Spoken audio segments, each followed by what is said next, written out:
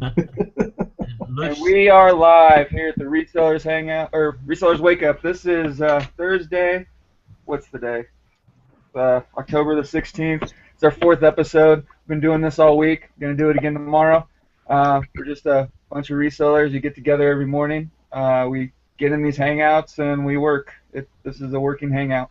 But we're just started doing this to kind of give everybody an idea of what they can expect from these hangouts and what kind of stuff you can get out of it, kind of stuff that we talk about. Obviously, we're a little bit more focused on the video while we're live, but anytime you see a hangout link, just click on it. Go check it out. You don't have to have a camera. You don't have to have a microphone. There's a little chat bar on the side so that you can see the see what other people are saying, and you can post links and all that kind of stuff.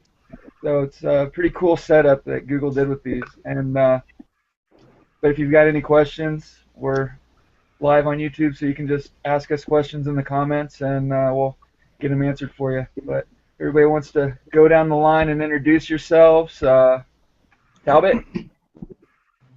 Hey, good morning, everybody. I'm Chris. Still on eBay, mostly part-time, hobby. About it.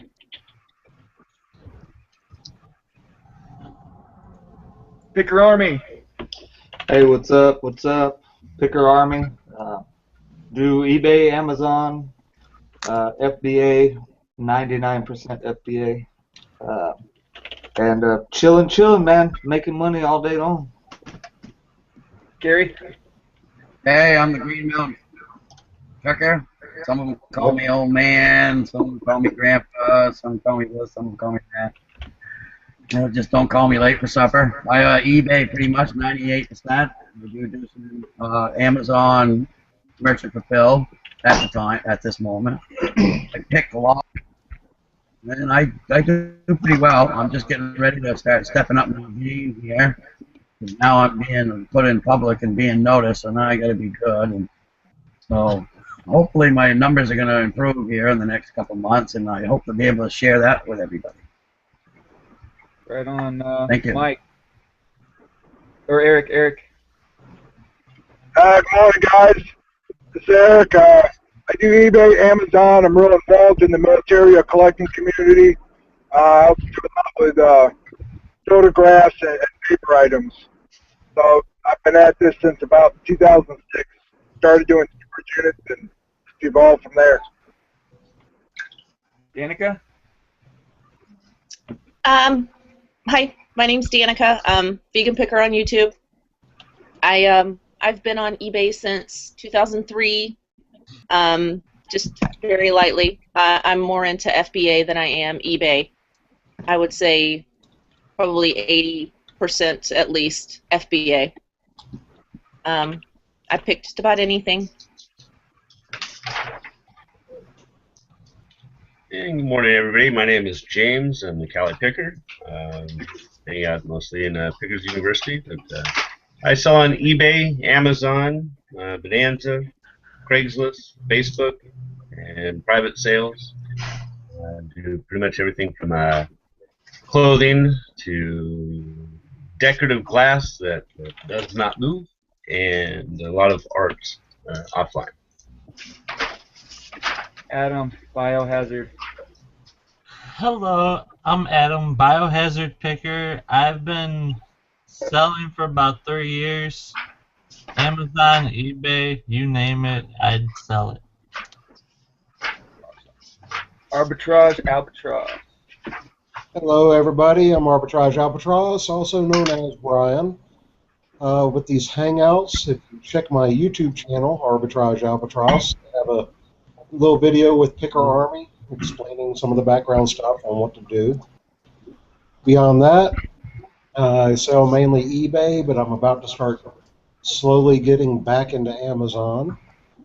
Got the little thing I do, challenge myself. Last month I failed. This month I'm right on track now. I want to make $1,000 in sales, and I'm getting there. That's about it for me right now, I think. Oh, yeah. And I will be starting a channel for Biscuit Head. I got that set in place, so Just got to get some videos up. That'll be awesome. Yeah, pretty much everybody here, I think, does videos except for, well, I don't know about Eric, and I know Adam just keeps talking about it. But I'm the Resale Ronin. This is my channel. I do some haul videos, walk along or ride along, stuff like that when I can get them done. I take a lot more videos than I ever get posted, but I'm getting better at it. You know, it's taking forever to just get everything edited. But I also do eBay. I've just started doing Amazon. I'm about to finish my first month, and that's going really well on FBA. I also do a lot of local sales and stuff, you know, try and get some stuff moved through like consignment shops and some just little privately owned vintage shops and stuff like that. But basically, yeah, today we're just going to be talking about little motivation, how to get started doing things, and how important it is to put that one foot in front of the other and get going and actually do it, because if you just sit there thinking about it, you'll never even start. You know, I know a lot of guys that they want to become experts on something before they even start doing it themselves. You know, and I see that as a kind of a trap that a lot of people fall into, and it's kind of dangerous. But I mean, I understand why people do it. I used to be like that, but I've really been over the last couple of years just making myself get past that. You know, I really think it's important to when you want to do something, just go out, get started doing it, and if you think about it too long, then it'll just never get done. But what do you guys see? You got a new camera there, Adam? He's going to start doing videos. That's right, he got his GoPro. What model's that? It's the Hero 2. Oh, nice. Is that the mid-level? I actually just learned last night that you can buy something, then use your phone as like the viewer part. I'm looking into that. Oh. And it should be pretty cool. And to add to it, what Paul was saying, yeah, you just have to, you got to have a plan, and then just implement that plan. Because if you wait till you become an expert, you'll never do it, because you're constantly always learning. The quickest way to become an expert on something is just to go out and get started doing it. And I mean, as long as you know enough to get started, I think that's all you really need to know most of the time. I mean, that's what I'm starting to realize myself. Well, a lot of people have that. Yeah, a lot of people sometimes get into that little bit of a rut. You know, they get the stuff, and I'm the worst. I'm the worst offender of them all. I get the stuff, and I seem like I just never apply myself to have time to put it on. I think it's important to make it happen. You know, make it a job for yourself. If you want to make a living at it, you got to do it just like you went to work every day, and it's a part of life. It becomes a part of. Set times where you do your pictures and your listings, and time for your family, and all that has to all combine, but you still have to make time for work. Whether you do it 4 hours a day or 8 hours a day, it doesn't matter. You have to set down a time and say, this is the time for me to do this. And I'm probably one of the biggest offenders of that. I like to play on the internet too much. Well, that's the thing. Like, especially when you're doing this, it's really easy to get distracted. It's really easy to get sidetracked. I mean, you're in front of a computer all day, which is one of the greatest and one of the most productive tools of all time, but it can also be one of the biggest productivity suckers. You know, it just destroys your productivity if you let it. I see Kevin just joined us from the Thrifting Lounge. How you doing, Kevin? Good. How about you guys? All right. Good morning, Kevin. Morning.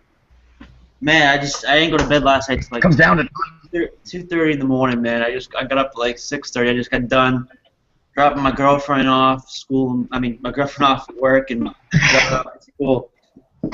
I was gonna say, what, you drop her off to high school? Oh no, no. She said to me, dude. She said to me, I was walking her to class because we're late, and she goes to me. She goes, "Why does everybody move for you and everybody runs me over. I go, hon, it's because I'm taller than you. But I felt so awkward because I was walking, like these two little kids behind me are like pointing, staring, and laughing at me. And then I get in the car and I told my girlfriend that, right? And she goes like this. She goes, probably because your shorts are so short that they probably thought it was funny. I'm like, yeah, that's probably true. That or it might have been a Boston Bruin shirt. No, I got my Tommy Bahama polo on today. Yeah. Usually it helps when you comb your hair before you leave the house. Huh? Yeah, I gotta part mine here. Usually it helps you comb your hair before you leave the house.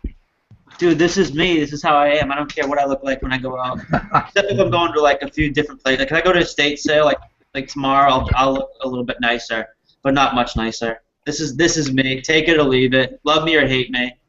Yeah, this is You me. know, a question. Here's a question for everybody. When you go out sourcing, you go out yard sailing. Do you put on real nice clothes, or do you put on kind of raggedy clothes so you can get a better price? I look like a bum. Depends on the neighborhood. What you see is what you get. This is what I look like all the time. That's what I'm saying. I mean, I throw my do-rag on in the morning, get started working, and then I just put my shoes on and leave when it's time to go. That's what's good about what we do is you don't have to go out and wear anything nice. You know, we go and do what we want to do. You know, we are. Now, see, I think Paul should put on a little eye patch as well. Put a parrot. Yeah, if somebody finds a parrot for me for my shoulder, I'll totally wear it. Just have one of those ones where you just kind of falls over. Yeah. Hey, Adam, I saw you had that GoPro. Which one is that? That's a Hero 2. That's sick, bro. I need to get one. I want to get one for fishing. They have like what's it called? What is it called? A thing where you can just put it right on the rod, and when you're fighting the fish, you just press the record button and you just play with it. I think that's pretty cool. I picked mine up for $100, and I don't even know what heck the stuff is that came with it. I've never really even had one in my hand. All I know is that it's really awesome. You can go underwater with it. Or you can do like everything with it. Man, I walked into a thrift store on Saturday, and as I was walking in, the showcase was right there by the front door, and there was some kid looking at this GoPro, brand new in the box. It was $80, and he was looking at it for like 20 minutes, looking it up on eBay, trying to figure out what it was worth, deciding if he needed it. And I was just like, please put it back, please put it back, please put it back. And after like 20 minutes, he's like, you know what? I can just resell this for more. I was disappointed.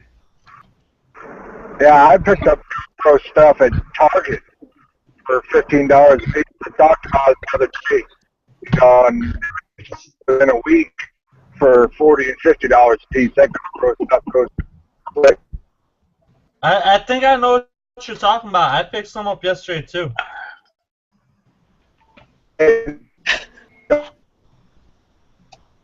Yeah, Eric, you're breaking up pretty bad. Eric's on his phone right now. He's actually out there on the street working today. I know he was talking about going to a book sale and wanted to check it out, kind of show us what he's dealing with. We do that sometimes when we're out and about. We'll just hop in a hangout on our cell phones and, hey, check this out. Look what I found, or should I pick this up, guys? You know, so that's another thing you can do even if you're out there. Just get on Facebook, look for the hangout link, hop in, and just ask your question. I mean, I've done that in like right there in the store many times. Yeah, Eric's also the funniest thing, dude. Like, if you listen to the radio, sometimes, or like if you listen to like Howard Stern, or I listen to sports talk radio from Boston, you'll get these callers. They'll ask a quick question, and like they're like, okay, I'll hang up and listen to you answer the question. And then they hang up, and the people are like, well, we don't understand your question, dude. Stay on, like. Like, what are you doing? You wait 2 hours to get on with them, and then you just like, oh well, this is the question. I'll just hang up and let you guys answer. Like, it's funny, dude. Yeah. But I don't know if you guys saw the post I put in a few groups yesterday. I'm going to a few estate sales tomorrow. One of them I'll probably mark off now because I have a friend my girlfriend knows from up north. She lives down here. We live like the same town. And so I posted a state so I was going to go to. It's literally a block from her house, right? And she posted a picture in my group. Guess what? She's already at the one I was going to go to tomorrow. So I'm like, you know what? I'm going to have to skip that and go to the other one tomorrow. So It's already been picked. Yeah. but no, I wrote to her. I go, listen, message me with any questions you have there because she's kind of still new at the whole thing. But she could be really good at it because she started like when I first started my group. I want to say 5 months ago, and she kind of started learning by watching what we all do in the group and post the items, bolo items, whatever. And she bought this old it's a chair. What is it? I'll call it like a baby feeding chair. You know what are they called? Freaking High chair. Exactly, but it's an old school one, right? And she sold it for $100. And so I was like, dude, this girl, if she wants to, she can be really good in this business because she has an eye for that. I would have never picked up a chair like that to think about selling. So if she can do that, she's brand new, then I think that she can go a long way. You know, I've helped people in the past that didn't understand how to do what we do, but I have a friend that's actually worked through it, and he's doing really good now, but I never had to show her anything. Like, she never had to ask me questions, and she just went out and did it. And that tells that she's hungry for it and she wants to do it. You know what I mean? Well, that's what we were talking about earlier. Just you know, there's those people that just go out and start doing it, and they roll with it. I mean, I know with this reselling thing, one of the things that really helped me out is just my background in sales. I was outside sales for 10 years for this produce company, and I mean, I would have to be hitting the streets every day, you know, walking into grocery stores and restaurants and stuff, trying to sell truckloads of produce.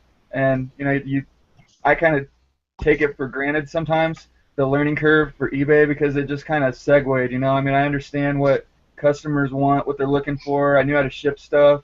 You know, I worked in the warehouse for a while, so I knew how to pack a truck. I knew how the box needed to be packed, make sure stuff didn't break, and you know, then. But I mean, getting into eBay, it was pretty easy for me. But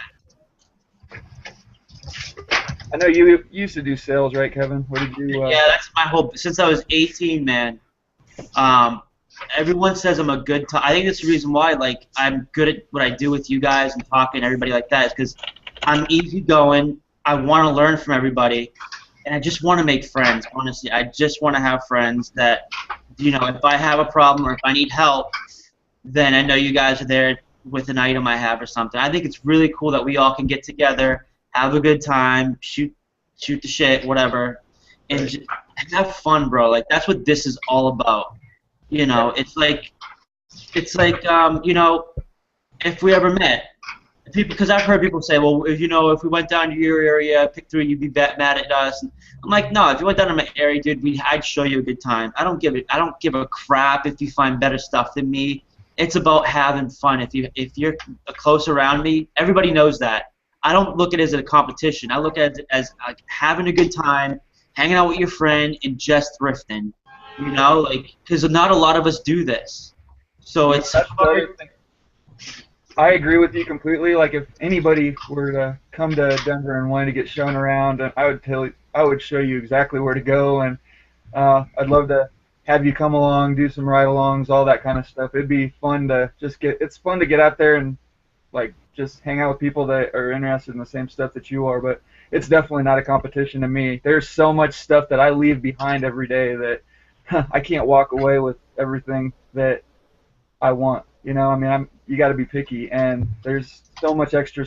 There's enough to go around for everybody, I feel like. And we're not all interested in the same things. Exactly. You know? There's a friend of mine that came up to me. Every time I go to the thrift store, and that's the biggest department in every thrift store that I walk into. Yeah. There's a friend that came up to me here in town.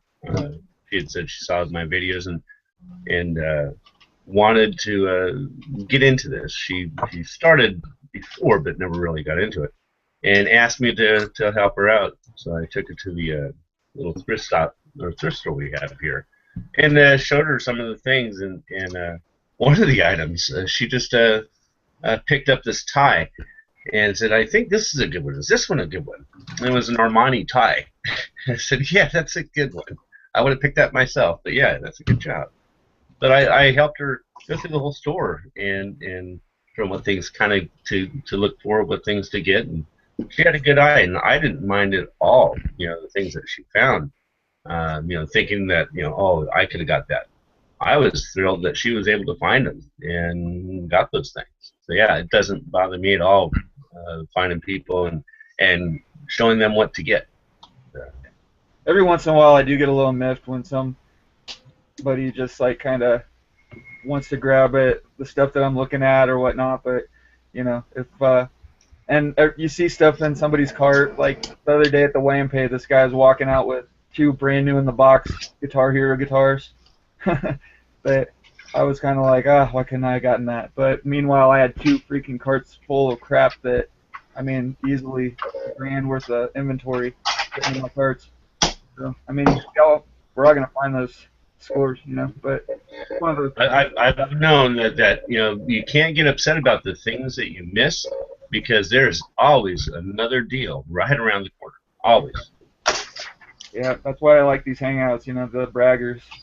Big Ron likes to brag a lot about some of his finds. I've tried to help people get started doing this, like friends of mine that are having, financial trouble, can't find a job, or, want to stay home with their kids.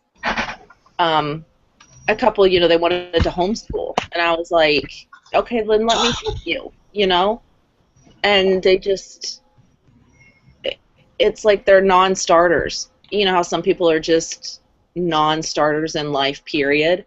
And it frustrates the heck out of me because I'm like, I could help you. I could show you how to make money and you just won't let me. Yeah, that's what I'm talking about.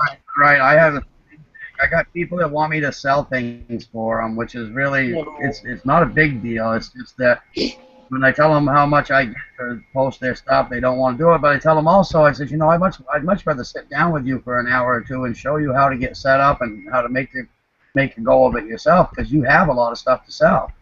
And they won't do it. They will not take the time out for me to sit with them and show them how to get started. I just don't understand. And it is frustrating. Yeah, my brother, I mean, he's like kind of like that. All I do, I got a checking account? Yes. I said, well, all you need is a checking account, and I can get you going. Yeah, my brother was out of work for like 3 or 4 months, and he was always complaining. I was like, man, all you have to do, I can show you how to do it. You can put up stuff around your garage and around your house on eBay, and it will sell, and you will make a couple $100 a day, and pretty quickly after the first couple of months. I mean, you got to get started and get going first, but I mean, that's why I always tell people you should have an eBay Sometimes it doesn't. And you should learn how to do it. Yeah, sometimes it doesn't even be a couple hundred a day, just a few hundred a week difference in a person's life. Yeah. All right, I'm back. They start seeing that they can make it a week, then their life changes because now they know how to do it. If they do it, a couple times and they make it bucks every week, then they realize, wow, it's really easier than I thought it was. I just don't understand how them you to that step. Want to change your station. You know what I mean? How could you not want? They want to show you how to be in control. They want to, but they're afraid to. It's like it is kind of scary, the thought that you're not relying on anybody anymore. You're just relying on yourself, and I can see how that makes some people go, whoa, I don't know if I'm up for that. But well, a lot of it is people. It's been put into their minds that you grow up, you finish school, and then you go work for somebody. It's you're not taught to go and work for yourself. Right. And so if a person is not taught that, if they're not shown that, it is something completely different and new and scary. Yeah. And they have the fear of even attempting that. Some people have the drive and motivation to start your own thing, and some don't. Right. It's just sad to me, though. The men and women that succeed in this world are the ones that have grabbed it by the bull by the horns. They get up early in the morning and they stay up late at night until they get to a level where they don't have to do that anymore. That are usually the ones that have multi-million-dollar businesses. Starting from getting up early in the morning, making it work. staying right with it until they just about drop at night, you know. And you look at farmers, just because it's a farming thing, those guys are up 3 o'clock in the morning every day, and they're like that farm work. Well, this business, when you have your business and it's your own business, you really have to do that yourself to get going. Get started to a level where you can level off and make it an 8-hour or 6-hour day job. But to get going, you have to get up and do it. That's right. That's the hardest part for some people, I think, is just taking that first step. But I've found just once you start doing it, then the rest just works itself out, you know? I mean, I just want to shake them. Well, I think a lot of people look at it as the giant elephant, and they find that it's so difficult because it's so big. You know what I mean? And then you hear folks like, you know, yourself, Paul, who say, well, just jump into it, just do it. But I think a lot of times it's just a matter of just take the first step. Just go just one step further than where you're at right now. You don't have to jump off the bridge. You don't have to quit your job today and be 100% eBay, Amazon tomorrow. I'm not telling anybody to do that. I'm saying, like, I think that just what the idea is, oh my God, it's this big, huge thing, and I just can't do it. Instead of just taking the few steps, okay, today I'm going to add a couple of products that I didn't buy yesterday, or today I'm going to add merchant fulfilled to my, you know, I don't do Amazon today, all I do is eBay, so I'm going to add some merchant fulfilled, and then learn about FBA, like those little bites of it, instead of just, you know, looking at it as this big, huge monster that's screaming right in their face. Yeah, I mean, what I did for my first FBA shipment was I just packed a box with a bunch. I went through all my books, all the books that I had listed on eBay, all the books that were too cheap to, like, I couldn't sell on eBay because they just weren't expensive enough. And I pulled out all of them that were like over $8, and I packed a box, and that was it. And then I just sent it off to Amazon. Like I printed out all my labels and everything. You don't need that much stuff to get started. I think. What do you need, like an inkjet printer? And I keep getting lucky with my printer, man. I keep finding freaking ink cartridges for cheap for it, but or a laser jet. But yeah, I mean, it's not that hard to get started, and there is no point in quitting your job. Even though I'm full time, you know, I still keep my job on the weekend because it pays good, and I've got no reason to let it go. You know, I probably won't let it go until it gets in the way. But it's definitely not a money thing, and it makes the business more successful because I'm not so concentrated on squeezing every penny out of every item, you know? well, a year ago I lost my job. A year ago this month, actually, and my company closed a month after that. And I mean, I was just in a position where I was already doing really good numbers on eBay, and if I would have taken another job, I would have had to basically quit doing eBay and start out at like the bottom of the barrel, you know. I mean, a salesman's salary, you know, I would have been starting out at like 25, 30 grand a year or whatever, which is less than I was making on eBay. And Right. I mean, so I was just like, okay, well, I got to take a huge pay cut because I was working my job or I was getting my paycheck and I was getting money from eBay, but you know, I just had to step it up and make eBay work, and that's one of the reasons why I got into FBA, is just to kind of get that secondary income stream and everything. But I mean, if I could find a job that was part-time, that paid well, you know, something where I could kind of set my own hours and it didn't get in the way, then I would do that. But I haven't really been looking. I haven't been wanting to look. I don't really want to work for anybody, but I don't know. That's just me personally. And I got thrust into this. I would have kept my job for as long as I could have, but you know, when it wasn't there anymore, I just did what I had to do. Right. I hate to cut my telecast short, but I'm going to be signing out. I got a lot of things to take care of today, and it was good being on with everybody this morning. And we'll see you probably tomorrow. See you later. Gary. All right. See you later. My situation is, you know, I don't need to work or anything.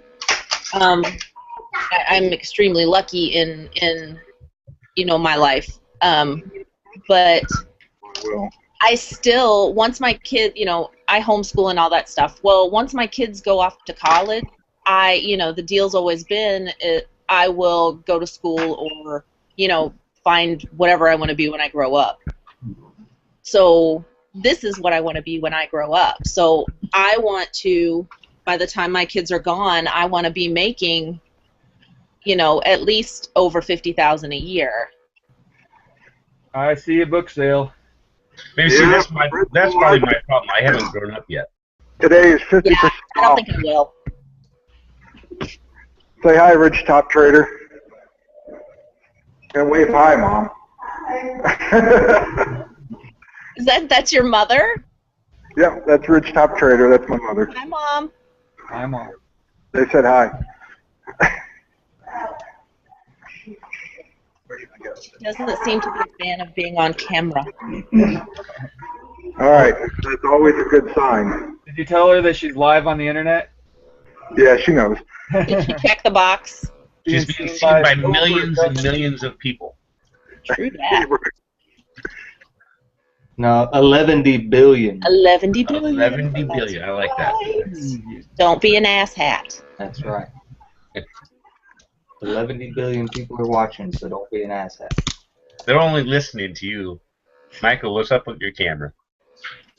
It's broken. Oh. I call bullshit. He is trying on a wrestling singlet he got off of eBay. Too much information. Yeah, that's a good link you should post over in the chat. Let everybody else have that stupid thing on their search results for 3 weeks. No. Is it still there? Yeah. I wasn't dumb enough to click the link the first time. Hey, I resemble that remark. Hey, you know how many times you would have to click that link to have it stay there for 3 weeks? One time, dude. Sure. Dude, I'm telling you, ask Picker Paul. I bet it's still on his because he didn't erase it. How about this? How about the email for when it goes on sale? Man, it freaking sent an email. Said this thing is on sale. In my email. That is What awesome. in the world? I'm looking at all these books that Eric is showing. Boy, that's a nice That is a book sale right there. I just found out about one. I don't know if it's gonna be a good one or not. Is that Destiny? You know what? I might have a junk title I can swap that out for. What is it? No easy day. Mario Biography of Yeah, that's Navy like SEAL. $20. Yeah. They put the freaking price tag over that. Yeah, I hate it when they do that, but it doesn't affect the value. People buy that game to play it. So I'm gonna throw it to I paid under 10. Yeah. But I would pay $10 for that. Yeah. Do you have an Xbox One? no. So why did you buy it? To resell. How much you paid for that Xbox One game? Let's see. I had $39.99 times 0.15 minus 39.99. So $33.99. 99. About $100. Do math, guys. This is going to be a while. Yeah, I didn't say it. It's hard for him to move that abacus around. Right? $25. How much? 25. That's how much you paid for it? Yeah. Yeah, but it's new in package, right? Yep. Yeah, you'll get what, $50? Minimum? Yeah, roughly. Yeah. Yeah, that's a... Here's a question that's in the comments. Rob was asking, hey, what kind of scanner wand do you guys use for barcode? I have an Android and want to get a barcode scanner for it. I got this bad boy. I use my head. No, a Maybe I use barcode this up scanner. I don't do enough retail arbitrage to need a barcode scanner yet, but Picker Army will tell you how his works. Yeah. If you want to learn from the best people, If you want to learn from one of the best people that does retail arbitrage, ask Brianna Mulligreen, man. That girl, oh my gosh, she kills it when she does the yellow, like the end of year clearance tags sales at TJ Maxx. She goes in there and freaking wipes out 4 different stores. Like, With a it's barcode scanner? huh? With a barcode scanner? No, she doesn't need a barcode scan because the prices are so like That was ridiculous. the question was, What kind what's of bar the scanner? barcode scanner? Yeah, but then we started talking about retail arbitrage. Yeah. That's, Well, that's what you need, the barcode scanner. right, she needs it for retail arbitrage. What one do you use, Mike? I have the I'm gonna get going, guys. I gotta pull up Profit Bandit. All right. Hey, thanks, Uh, Eric. good luck. Good luck. Later. Me and Mike, we both have the Unitech MS910. Yeah, it works pretty well. It's kind of pricey. There's other ones that you can put on there, but I think that one actually, with the serial magic gears that you use with Profit Bandit, it works fairly well. Mike, it was pricey for you, but not for me.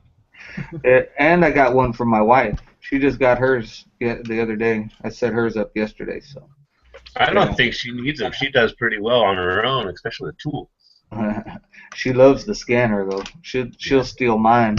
I'm So I so got afraid her I'll lose own. that little thing if I get one.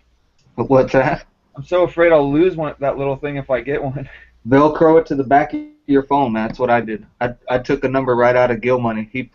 One of the hangouts he showed that he had it Velcroed to the bottom of his phone, and it's like the best thing, man. Nice. Yeah, I'm gonna.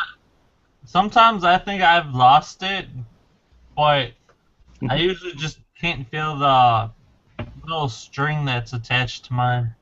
Are you talking about your brain or the scanner? You know what? Both. We all know I'm a couple screws off. So those barcode scanners. Here's that math again. A couple. I don't know about that one. Does anybody know if you can use a barcode scanner with the Amazon Seller app? Yes, you can, but you have to go. You have to back out each time. Not for Amazon, for iPhones, I think you can. Kevin's watching his kids this morning. Stop! Oh, what? What's up? Oh my god, I'm in the middle of typing, dude. I'm in the middle of typing something really important. I hear ogre, ogre, ogre, ogre, ogre, ogre, ogre. Oh my gosh, I could have put right. I didn't even know it was even live, you guys. I'm sorry about that. That's like mom. Ogre, ogre, Mom. Liam, ogre, Mom. ogre. Liam has ogre. That Like, was so come on. funny. He like gets up in your face. Ogre! No, seriously, he's such a good kid. This morning my girlfriend put like the video on him this morning because he was talking about I want to go school. I want to go school because he gets his little backpack when we go to church. He has his own little room he goes in with, and his cousin, his name's Eli. He calls him EI, and he's like I go to school EI, and he goes like this for his backpack, and Nikki, my girlfriend's like. No school for you today. That's tomorrow. That's Saturday. And he's like, no, school, EI. It's like my kid. He's She wants so to go to funny, school though. every day. Huh? My kid's always talking about that same thing. She's always wanting to go to school, but she's Oh. preschool 3 days a week. It's funny. They all want to go to school until like they don't want to go to. As soon as they go to school, they realize they don't want to be in school. You know? Yeah, once they get old enough where they can take care of themselves, they don't want to be in school anymore. No, not that, honey. Not that. That's going to go in his bubble when he goes one night. Be right back. I'm gonna grab some more coffee. Anybody find anything last couple of days that's worthy of note? Actually, yes. I did post a couple of them. One was a vintage Levi's vest. It's a cotton shell and the acrylic interior. It's from the late 60s. Picked it up for, what was it? $7.90 after the discounts we got. And the other was a Oscar de la Renta suit. A large suit, 50 short. But, the one thing I've never seen before, it was made in South Africa. Oh, you want to get you one? Wow. Yeah, I think I picked that one up for $5.50. Yeah, I saw the pictures of that vest. That was a nice one. Hey, Paul, Vest can is you really mute Kevin for a little bit? I'm sorry? Can you mute Kevin? I don't think he realizes he's still open. got it. Got him. Got it. Yeah. Yeah, I stayed home all day yesterday. After the weigh and pay on Tuesday, I was just like, or on Monday, there's no way I could go out and do anything. I'm going to go source today. I'm actually going to take the boys. I haven't been out all week. I'm going to try and sell some stuff today. I got to get down. I got a typewriter I got to take to a buddy of mine, some other clothes and stuff to some consignment shops. But I've been meaning to do that all week, and I just haven't done it. But That's just because you're lazy. I know, I am. Horribly. If I didn't have to leave my house, dude, I would never leave my house. I know, right? Technically, you could do online arbitrage. And that's why that's my latest pet project. Kevin, we muted you just in case, honey. Honestly, I'm sorry for what I said earlier. I was seriously in the middle of like a huge conversation, and I was like, if you didn't notice, I'm sitting here typing away. I didn't even notice you guys were even there. And I'm like, damn, dude. I'm like, he's like, ogre, ogre, ogre, ogre. And I'm like, okay, hold on. Ogre, ogre, ogre. And I get to the point, I'm like, oh my gosh. Yeah, it's all good. Yesterday, dude, you should have seen my house yesterday, right? It was like, everything was trash. I've never seen it so horrible before. Like, and I was kind of glad it did because I actually was able to clean more than I should have. Like, I started getting like an OCD mode where I had to clean everything, and this was like 5:30 at night. So I'm sitting there taking an hour and a half to clean, and I thought it was just funny. Actually, I have my vacuum that's been broken for weeks, and it only like picks up the bottom and won't pick up through the hose. So I actually went outside and fixed it. I'm pretty proud of myself because I've never been one to be like a what is it, like a house guy, you know, like somebody fix it. House husband. Yes. So I was very proud of myself. I was covered in dirt. Coming to find out there was a tube of like children's toothpaste that was stuck inside the hose, and I thought, oh, this must be it, and it wasn't. There was other like garbage stuck in that side. I'm like, man, what did I vacuum up? Seriously, it's crazy. I'm sorry, I went off topic. That's just how I am, I guess. No, that's all good. Yeah, Thank you so much. we're just talking about basically the last couple of days. Any big sales? Any big? Yeah, dude, I was on the hangout with you guys this morning when I sold yesterday morning when I sold the that Wold Letterman. Yeah, I was on here yesterday when I sold that, right? Yeah. Well, last night I sold a blazer. I never sell Christian. I buy a lot of Christian Dior, and it seems to just sit. Dude, this one only lasted like 3 days. It's a gold button Christian Dior double-breasted, so it's like a blazer. Sold it for $60, dude. I was like, wow, that went quick. I mean, I have Christian Dior. It's been sitting there since January. It just doesn't sell much. It's hard to sell Christian Dior. Yeah, that's one of the brands I usually have. Right buyer.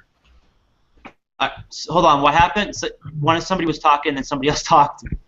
Sorry. I said sometimes you just have to wait for that right buyer to come along to find it. Yeah. And then somebody else said something.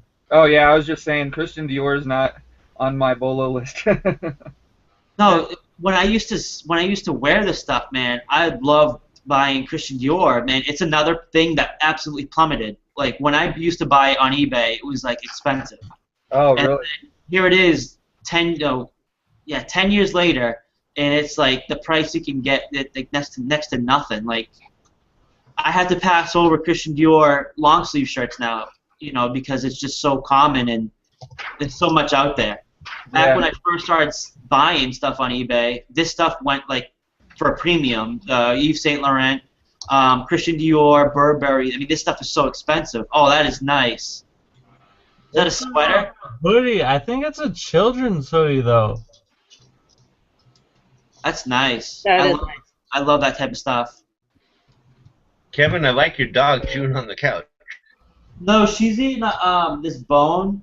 Oh. You know how she is. She's normally off the wall, dude. These last 2 days have been awesome. I think she's starting to calm down now, where she's gotten to the age where she's not so hyper. I think she's finally stopped eating all the catnip. whatever she does, man, she's just so crazy. Yeah, my dog's kind of the same way. He's just getting old enough where he kind of lays around and doesn't get too crazy anymore. But when we leave, man, he's got such separation anxiety. He's crazy. Like, he will gnaw through a metal fence to get out. But you know, I didn't know this until a few weeks ago. Somebody said that dogs, like when you leave and you come back, they don't know exactly how long you've been gone. So they think you're leaving them for like almost ever. Yeah. And it's crazy because when we went on vacation a couple months ago to Orlando, we were gone for 3 days, man. We got home. It was like it was an eternity for her. And it's the same way she acts when we leave the house. We'll hear her barking. So like it's crazy. I don't know. Dogs are crazy. Evan, is your dog eating the couch? Huh? Is your dog eating the couch? No, she has a bone. She has one of these bones right here. Oh, okay. Yeah. Now look at this, dude. Now she's in the window. You see that? She's on the windowsill. She's such a smart dog, though. She's got Shepherd, Hound, and Kawahua. And they said that's like an awesome combination, but the dog will be off the wall, which is they're absolutely correct. That's the thing. The smarter the dog, it seems like, the more rambunctious they get sometimes.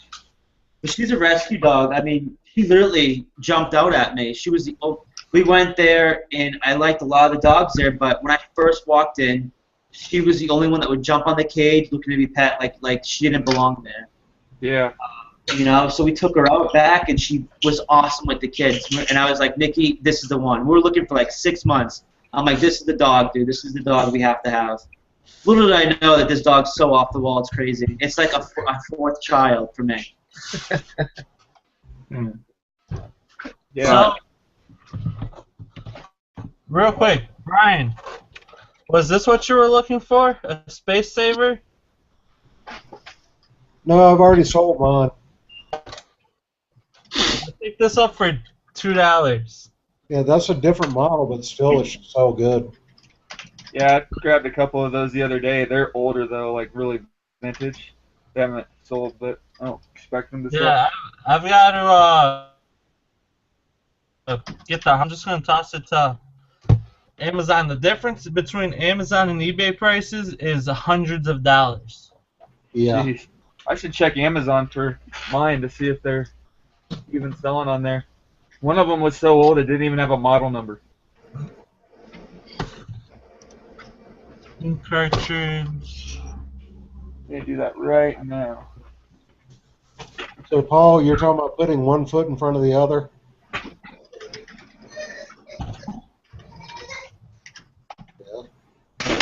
What's up? What's wrong?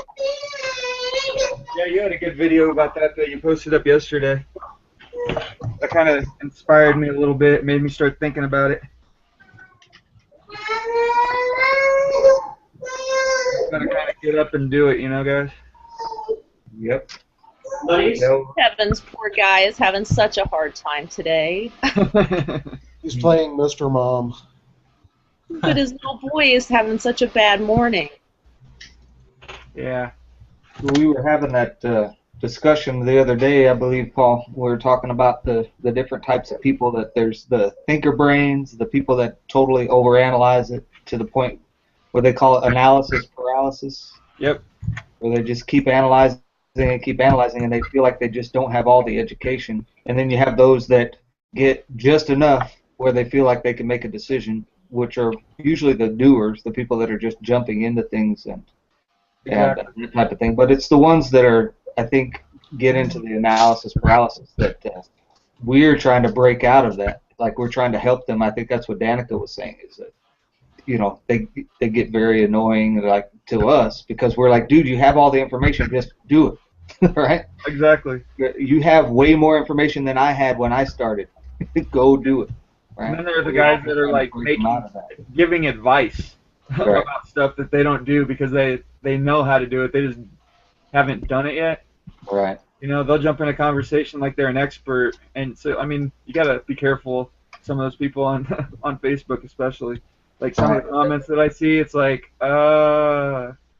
Right. But you gotta look. You gotta be careful of the guys that just go out and do it too. You know, because sometimes they're giving bad advice. So I try to avoid advice as much as possible. I just tell you what I do, show you how I do it, not telling you to do it yourself. I just wish they would listen, though. Just freaking listen to me and don't whine, don't complain. Just listen and go try it. Yeah.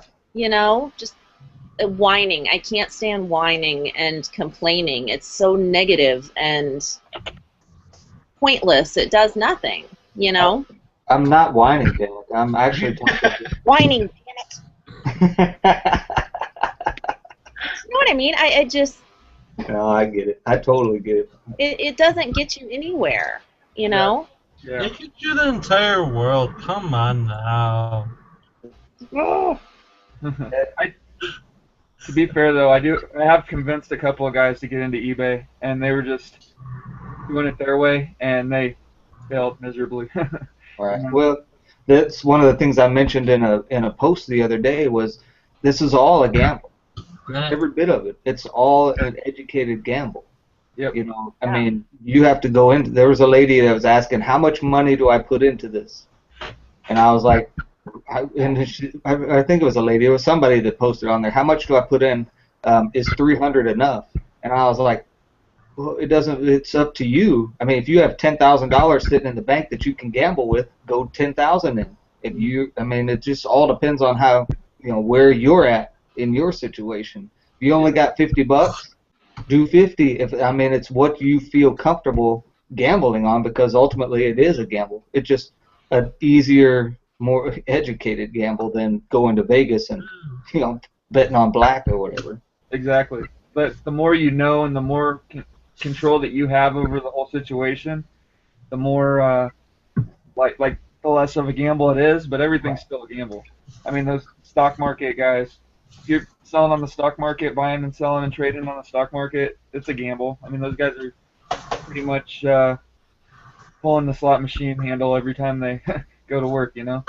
That's exactly what we do here. It's like a stock market. You buy low and you sell high.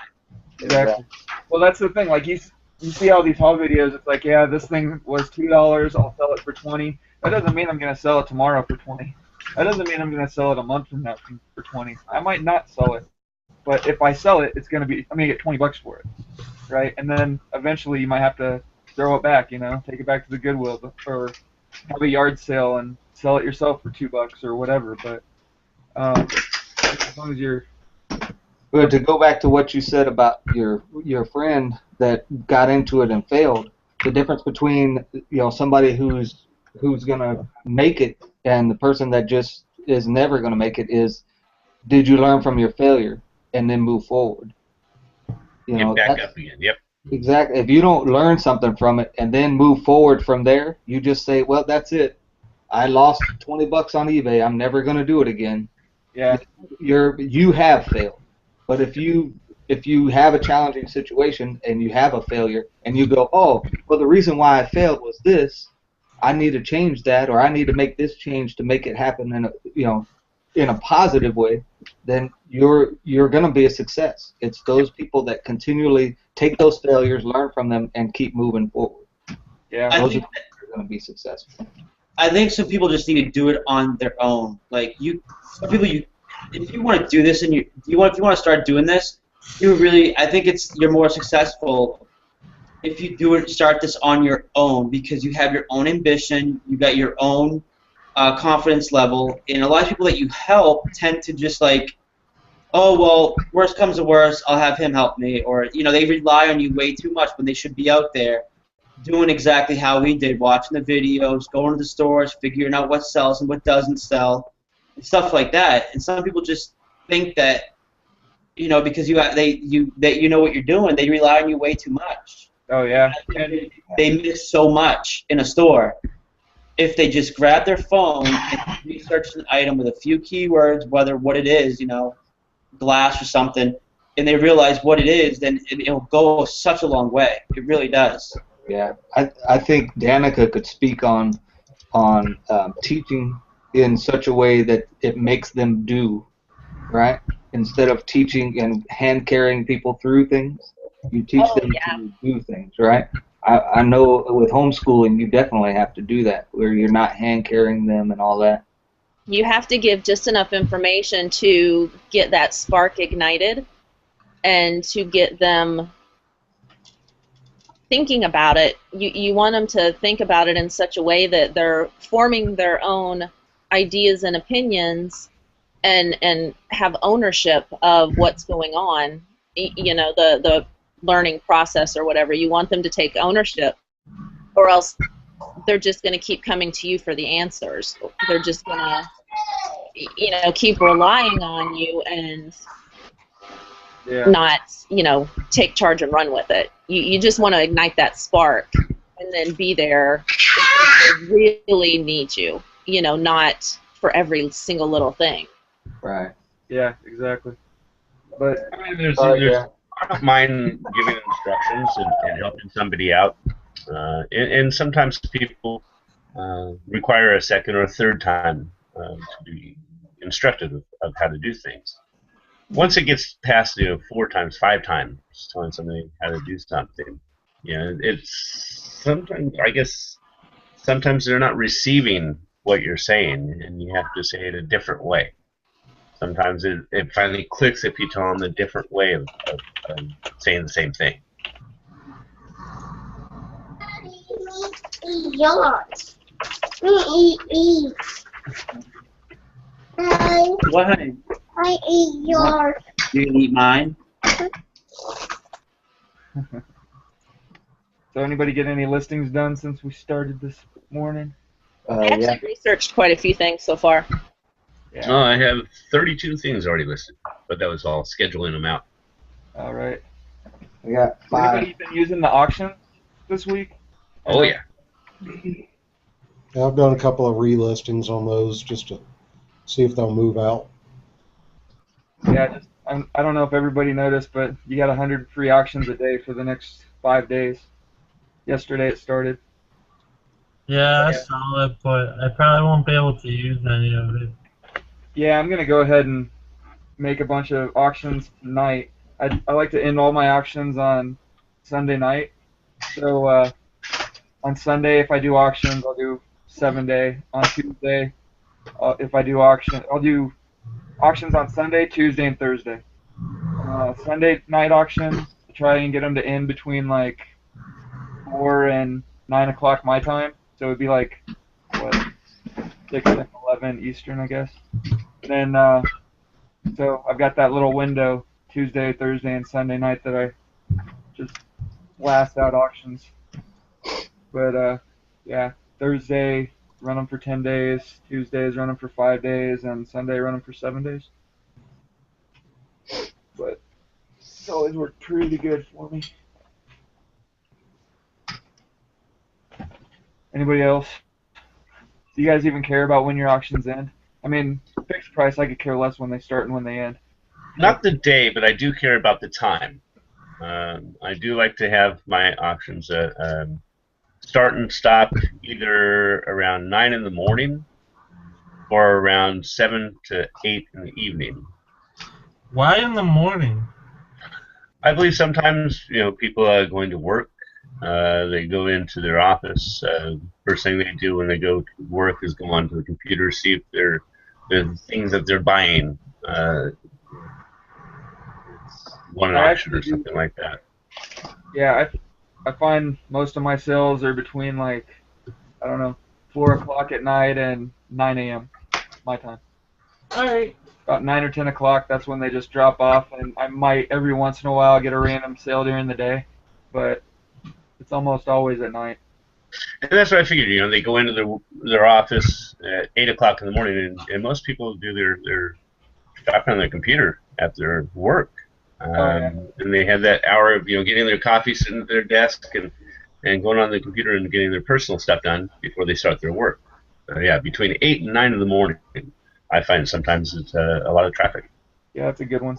Yeah. Especially when is that the Monday after the Black Friday. You know, everybody goes back to work, and they're all going to go onto their internet. Sometimes they don't have good internet at home. They have better internet at work. That Monday is going to be pure madness, by the way. There's going to be so many sales going on, and I mean, you see all these websites, especially like Amazon. Last year, the sales that they were doing were crazy. But I mean, that's your stuff that they're selling. Yeah. Yeah, I used to when I used to use TurboLister, I used to have every auction end on Sunday afternoon. Yeah, that's what I try to do. But now I really don't care. I did hear some rationale about antiques and putting them in the middle of the night. People that are extremely interested in those tend to bid early and bid their highest bid, so it keeps the bid snipers away. But I don't know. I didn't actually take the advice. I just heard the advice. It was somebody else's rationale. Huh. I've never heard that. I know. No, also, when you're listing a bunch of stuff like items for your auctions and you schedule them, do you schedule them all to end at the same time, or do you schedule them like within 5 minutes so that people can check your other auctions and like kind of I do. Yeah, try and bid on everything? Yeah, I stagger them out that way, you know, because I'm constantly having something start and end, you know, at different times. So I get more traffic, you know, and I want them to see, okay, they look at that one item, but then they'll look at the other items too. So the more things that you have ending at different times, the more traffic you'll have. And I just do that because I figure there are a lot of people that they see your one item and then they're like, oh, well, he said he's got other stuff. And then they check all their auctions, or they'll check all your other auctions as well just to add on, especially if you charge shipping, because they feel like they can get a deal if they're already paying for shipping on one item. Then, you know, you can bundle it all up and that'll make them feel a little better. Yeah. Hey, I think I'm going to get Chad.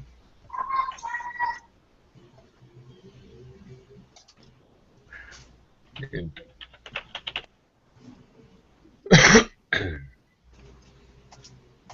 might have the golden finger picker coming on here in a second. So, does anybody have any thoughts on ways of getting those people that haven't actually taken the first step, like how to get them to do it, other than being a drill sergeant and saying, "Get off your ass and do it"? There is no way to do it. My philosophy on that is, like, I'm not their mother, you know. I mean, I'm not going to try to. I'm going to be there for them when they have questions and when they want to get help getting started. But I'm not going to be the one that does all the work for them, and I'm not going to be the one that makes them get out and do it. I will bug them, you know. It's like, hey man, did you do that yet? Did you do that yet? Did you do that yet? Yeah. But I'm not going to go out of my way. I mean, it's on them, you know. You got to take the first step. I can't take it for you. I tried to explain it one time to my nephew, and kind of had like that glazed look over his eye. And then I actually showed him. I said, here's how I do a listing. I showed him start to finish. And ironically, it sold within about 45 minutes after we had started. So he saw that, and that kind of is what lit the fire under his butt, you know. And he's got his own eBay thing going now, and doing really well. He's moved up to Montana, and they have their little thrift store up there. It's free. It's called a free store. Everybody donates things to it, and whoever wants something, they just go in and it's yours. It doesn't cost anything. He picked up a Yamaha keyboard for free. How does that work? Yeah. How do they pay for the store? It's all volunteer. I don't know how it works, but yeah, everything is free. They gotta be. They must go off of donations. They have to be like. They got to be cherry picking stuff and selling it or something because they have to make money to run the store. I mean, that is a good idea, though. I'm not sure how it works, but yeah. A free thrift store? Kind of like free cycle in a store. Yeah, and then you just pick over everything and sell it, all the expensive stuff, and give away the rest of the crap. Yeah. I know. I need to open that in my garage. That might be a model. That might be a business model. I know my brother. He goes to a seminary college, and if they got this little store on campus that everything's free, everything's donated, but they gotta work a couple of hours here and there for whatever they take. So I don't know.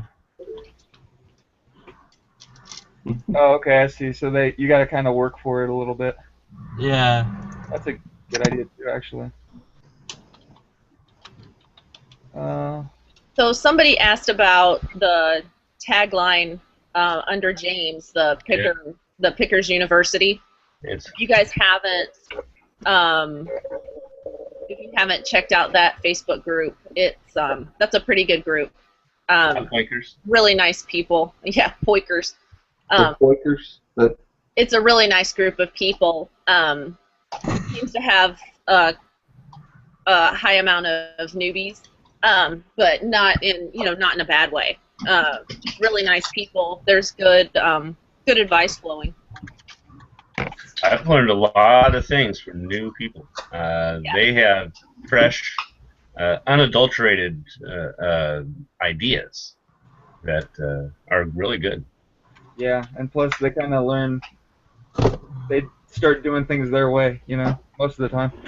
Does that include misspelling pickers? Mm-hmm. Yeah, they teach me spelling too. Thank you, Mike. That wasn't me. Oh, what? I thought it Not was. this time. Not I that one? get you on all that stuff, but I'm kind of out of it today. Yeah, I know that feeling. Today was just. Yesterday was. I think tomorrow is Aloha Friday. Aloha Friday, no work till Monday. Yeah, right. Anybody lived in Hawaii? You hear that every Friday. Every Friday. Same song, man. You'd be hearing somewhere over the rainbow coming from Mike. The golden finger picker says, "Hey." Hey. Tell him to get He's working on it. his ass in there. I'm gonna go through the computer and beat his ass to get in here. He's coming. He'll be in here in a little bit. He's just gotta. Probably just woke up, man. Oh. Yeah, he can't join on his phone, so. He needs the same motivation he gives everybody else. Yeah, I know. Get your ass in here. Get your ass in here. Did you guys watch last night, the ladies' night? No, I didn't. My girlfriend was a part of it, though. I know. I talked to you and your girlfriend. I was watching. She was sitting there like a stiff, dude. It was so funny. She's like, just I sitting just in want there. to call her out. Huh? I know. She was happy about it. But, like, you guys were talking about hair. She just got her hair cut, like, last week, right? And I forget who it was that said they got 6 inches cut off. I'm like, Nikki, dude, talk. You just got your hair done, okay? Talk. She's just sitting there on her phone. I kept wanting to ask her something just to get her comfortable about saying something or whatever, but I didn't want to. At the same time, I didn't want to call her out because I didn't want to make her uncomfortable. Yeah, believe me, you can never make her uncomfortable. There's stuff that I say to her that would make people like, oh my God, he just said that. She's so used to me. Like that she's the only person. Some people you get in your life that you date or whatever you marry that you just know you connect with. You guys are complete opposites, but they're the only one that can stand you. She's definitely the one that can stand. She's the only one that can stand me. I don't know, through all the crap that I put her through, everything that just goes on in my weird head, man. Like she's the only one that gets me. She's awesome. I know how that is. Yeah, I watched the first half of the show this morning before we started this show, but I'll get to the guys' half a little later once we get it off probably. But it was good. Yeah, you guys had like 100. I enjoyed that ladies' night. Huh? I enjoyed the ladies' night last night. That was, we stayed on topic decently. You guys don't talk over each other. You don't talk about anything like that's just. You guys are just like calm, laid back. You're not anxious like how I get. Your energy is just awesome. That's what I was telling everybody after the hangout. That dude, I thought the girls should lead off every week. Honestly, I think they should lead off every week into the meet and greet. I liked it. I liked it. Yep. I think they're better on Thursdays. Thursday's pretty good too.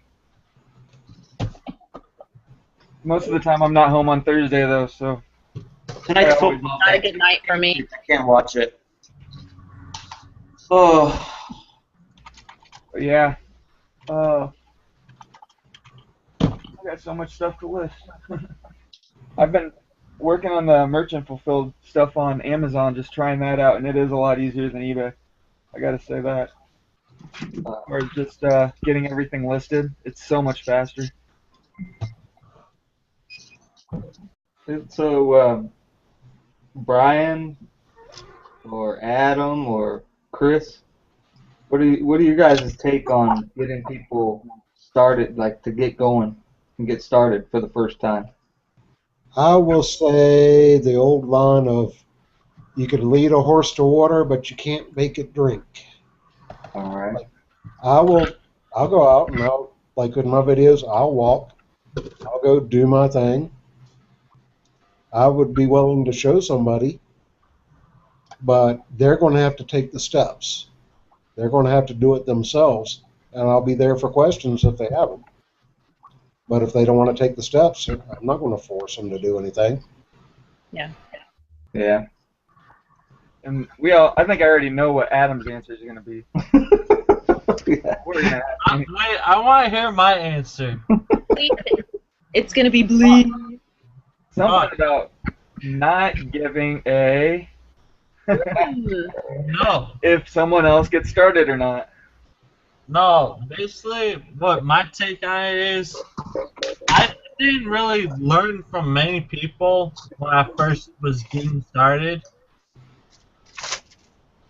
But I did my research, I did everything in the beginning, and then now I'm at the point where I'm watching the videos, just listen to what everybody has to say, and it does well, but I don't always find those items, but in my few screws loose of a brain is almost like a Rolodex, and it hasn't fallen apart yet, but if I see something, I'll be like, someone mentioned this, I should look it up.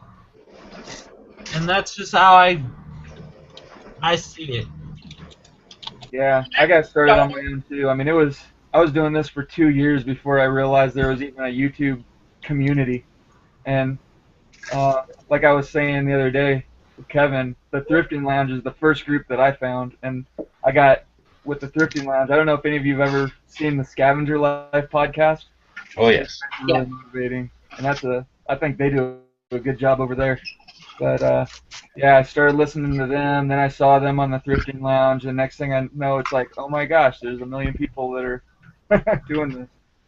You know, when I started getting back into this, and I listened to one person, and I think my mistake when I first started out was having tunnel vision and tunnel hearing. I listened and watched one person, and that was a hindrance. Yeah. And I think you do need to listen to others as well. You need to just watch the videos that are out there. Because one person's idea is good, but it's not the best. And you do need to go and look at everyone's plans, see what everybody is doing, and then come up with your own plan. See, I think what is good also is that don't be afraid to grab that no-name brand. Just because you can't find that name on the internet, like I see this all the time with sport coats and blazers. Okay, just because you see something that it looks like they can't find anything, that's great because I feel like you can set your own price. Mansur and Pretty Men, I bought a blazer, ugly ass one. It was like orange and blue. It's in one of my estate sale haul video. Orange and blue striped blazer, right? And I'm like, dude, this is gnarly looking, dude. Like this is something that like somebody's gonna want to wear, okay? Because it's out there. Someone wants to be different, like how I am. I'm different. And they had the matching Mansur and Pretty Men plaid. I still have them here. The plaid, ugly like golf pants, like because it's from the 1960s. So I bought those for $2 each, and I still sitting on the main serve Prettyman slacks, the golf pants for like $70. But I sold the jacket for $80, and because I priced it myself. I'm like, you know what? It's a nice jacket. It takes that one person to come by and buy it and like it, and that's what I do every single time. I feel like, if you build up yourself, you build up your listing, you build up your sizing or whatever, you build up your keywording. Somebody's gonna come by and buy it. It could be today, tomorrow, next week. Somebody's gonna buy it. Yeah. Don't be afraid to go outside your box. Yeah. I think along the lines of what James was saying, when I was in the military and I was a young soldier, somebody had told me to find somebody that was successful and try to, in some ways, emulate that person because they've already done it. Now, that doesn't mean be that person. That doesn't mean do exactly what that person has done, but at least look at their success model, how they've gone about doing it. And then you add your own little bits to it, and that's what I think. Right on point with what Kevin is saying. Don't be afraid to do things a little outside of what they've done. So if they bought this specific item all the time and that's what the only thing they sold, look at the model on how they sold it and find an item that's similar to that and sell your own. Do your research on those. I think just following a simple model like that, not doing a step-by-step, well, what did they do on Monday? What did they do on Tuesday? What did they do on Wednesday? That's, you're going to drive yourself crazy. But if you just do something, well, I know they list every day of the week. Maybe I should list every day of the week. Or, they're finding items that are in a price range of $20 to $30 sales price. Maybe that's where I need to be. Whatever their model is, you kind of emulate that to get yourself successful, and that's where you get started. You take that step and look at them and go forward from there. Mm-hmm. Yeah, that's what I found about these videos. I mean, it's made me just see what everybody else is doing, and I've started taking a lot more chances and trying new things and getting out of my comfort zone, and I think it's helped me a lot. It's definitely made me more knowledgeable, and it's caused me to make a lot of mistakes too, but that's the best way to learn, is to make mistakes. The more knowledge and information you gather, the better off you'll be. Yeah, pretty much. But so for those of you that are I guess if you were to look at somebody right now face to face, what would be your, I guess, one bit of knowledge or what would you tell somebody right now to get them started? Don't be a Mike. How did I know that was going to come out of your mouth then? Man, You just had that coming. I'm sorry. At no point do I tell anyone to be like me. I never tell anybody to be like me. I tell people, don't be like me. I would say just go out there and watch videos, see what things sell, and just get as much knowledge as you can. Yeah, I'd tell them just to take that first step and get started. Just tonight, go home, grab a couple of DVDs or something, or some video games off of your rack, something that's really easy to sell, that you don't have to have good pictures for, that sell for enough money that it might feel like it was worthwhile selling it, and just make a few listings and try it out, see how fast it goes, and then kind of I always tell people to post simple stuff. I mean, unless you're a professional photographer, it's kind of hard to get into clothing at first, but there's even some kind of clothing that you can just sell without taking good pictures. Mostly like sports stuff, like rash guards and windbreakers and that sort of thing. Uniforms can sell pretty good without great pictures. Just have to make sure that it's in good shape. But yeah. Well, not all of us have an office like yours that's completely filled with stuff to sell. Neither did I when I got started, man. But yeah, I think I've heard that advice probably a dozen times when people ask that same question. It's almost always the same answer. Sell the stuff you have in your house now. Find that junk that's around your house. Man, I say junk, but you know what I'm saying. You find those things that are potentially make money. Use them to get your education. and go out there and try them out, test them out. Just exactly what you're saying, Paul. Well, you can't lose money on that stuff because I mean you didn't buy it to resell. You bought it and now you're done with it, and it's basically a free item. Yeah, it's free education. Yeah, exactly. And it doesn't cost. I mean, it just doesn't cost you anything. And a lot of times, like me, I know it doesn't look like it, but I take really good care of my stuff. Yeah, these boxes are piled up, but everything's packed nice and neat inside of them, and there's. You have boxes over there? Yeah, that's mostly what it looks like. But I mean, if you take care of your stuff, then you're gonna be able to. Then somebody else is gonna get it, and they'll be happy with it. My biggest problem is finding, like a lot of times, something that somebody thinks is junk. Now you got to refurbish it and go in and clean it up and all that stuff. But I mean, when you kind of get an idea of what most people consider, high quality or whatever, then it's easy to kind of make junk look really high quality. Just Kevin. a couple little tricks. Kevin's lost. He looks lost right now. No, I'm just printing out my for my package to send out.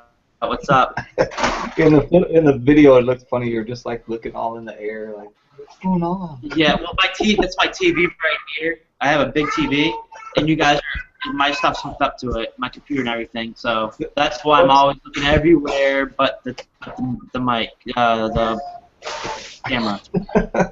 So what's like some of the first advice you would give a brand new person to kind of get them going in the right direction? Dude, you can never learn enough. That's one thing. You have to keep learning. You got to keep trying. You got to stay positive, especially when you're not selling anything. I was lucky enough where I started at a busy time, and the stuff I was buying was stuff that didn't sit. Seriously, it was crazy how the stuff would only sit for a few days and sell. Like, I'm not lying to you guys. I think my third month, I had 40 items listed. I sold $2,000 worth of stuff. So to me, that was a big deal, and that proved to me that I could actually do this. And I'm not when I talk about numbers, I don't lie about it. And I mean, you just got to keep learning. Go inside a store with no money and just go through the brands, go through what you see. Take your phone with you. Like, I did it for 7 hours. One of the first times I went out, 7 hours. The more I saw a brand, the more or less I knew it wasn't valuable. The less I saw a brand, the more awesome the item looked. Sure enough, when I looked it up, it was a nice item.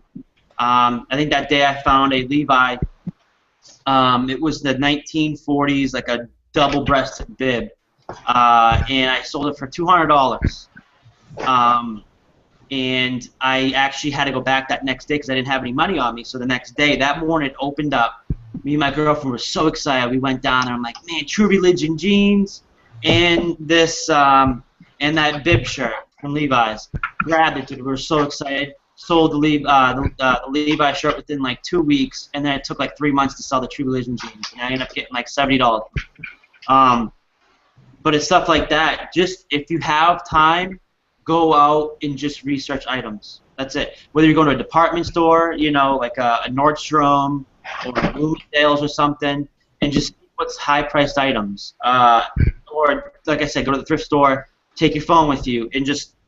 It got to the point where I had like my own message for myself, like a text message, and I would write down keywords, what it looked like, the brand, and I went home with it, and I spent like 4 hours just researching all this stuff. And I felt like I learned like 20% more of everything than I knew before. So it's stuff like that that'll go a long way with teaching you stuff. You can do the videos and all that stuff, but if you're not out there with hands-on looking at this stuff, picking through all this stuff, then it's going to be a lot harder on you. It's a lot easier when you do it hands-on. I should say that. Yeah, I agree with that. One of the things that I was told when like some of the advice I was given when I first started doing clothing is just walk into a really nice high-end department store like Nordstrom's, Neiman Marcus, whatever, and look around and look at the tags and see how much stuff is selling for new. Look at the styles, kind of get an idea for what's popular, what's on the mannequins, and that sort of thing if you don't really know clothing that well. And it'll give you kind of a better idea of what the stuff's going to be worth when you find it. But I mean, you got to be careful with that as well, because you can't obviously sell a $200 item that's been used for anywhere near $200. But as long as you kind of know what is selling, then you can recognize it when you're in the store. I think when you first start out, your sweet spot, when you first start out, your sweet spot should be anywhere from 20 to 30 bucks. Yeah, it's not a lot. For one that's a newbie, like how I started out, man, I would take 10, 15, $20 profit, anything over what I paid. Yeah. You know, it's hard to start off with the 50. I mean, I still do that. I sell stuff all the time that I'm only making $5 or $10 on, but I mean that's fine too if it's a fast seller or if you don't pay anything for it. But, Seriously, I got 2 Jehovah's Witnesses at my door. No, like, come on, like, to me, it's like, dude, come on, like, I'm not even into it. This is ridiculous. I'm in the middle of trying to pack items and freaking Jehovah's Witnesses. Hey, Chad, you sound like a chipmunk, bud. You're gonna have to come back in. Yeah, you sound like a chipmunk, Chad. Hey, let him talk, dude. Let him talk. It's actually funny. So, what about some of the other folks on here? What's some of your first time or just getting into it, folks? Well, I would say I agree with everybody about the research. And the only thing I would really add to that is don't go out buying too much stuff at one time. After you research, a little bit, buy what you can handle, what you can list. Because from my own experience, don't be like me. I have way too much stuff, and I look at it and it's like I don't even know where to begin. Because I just, I went out and I bought stuff and I bought stuff and I bought stuff. Didn't research. I bought stuff that I knew totally nothing about. Somebody might want to buy this, and I would, pick it up. Then I'd go back the next day or the next week or whatever, and I'd pick up more stuff. A lot of it, I still got from, a year and a half ago. So I would say don't pick up more than what you can handle in the beginning. What you pick up, list. Yeah, that's very, very important. You have to be careful. It's easy to become a hoarder, obviously. Yeah. But, well, I think what you were saying about listing stuff around your house, you kind of already have your pile. It's basically just a matter of starting with that kind of thing. Exactly. Yeah. And as far as like looking at a big pile of stuff and just having it seem really intimidating, you looked it up once. You did your research when you bought it, most likely. And I mean, just do it again. Grab a piece off the stack. I'm gonna list this right now. And then just look it up, do your research again, take your pictures, list it. It's easy. It's not like it's complicated. Everybody say good morning, Chad. Good morning, Chipmunk. Good morning, Chad. Good morning, Chad. Good morning, folks. How's everybody doing? Oh, we're doing great. How are you? Very good, thank you. Doing awesome. Everything. Don't think I'm wearing the same clothes I wore last night. It's a different shirt underneath. But it's a little chilly down here in Florida. Dude, I don't want to hear about you being tired, okay? Dude, I got off at the same time you did last night, and I got up at 6 a.m., so I heard a bunch of crap from Nikki afterwards. I had a rubber back for like a half hour on top of that. Oh, we just love Nikki. She's so awesome. Yeah, so we were just talking today. Were you watching the show at all, Chad? Yeah, I was outside doing my morning, my morning wake up, and I tried to get on my phone, and sometimes it works, sometimes it doesn't. I don't know, but yeah, I saw the little thing where you said if you could tell one person something, and Adam said, "Don't be Mike." I'm like, that's exactly what Adam would say.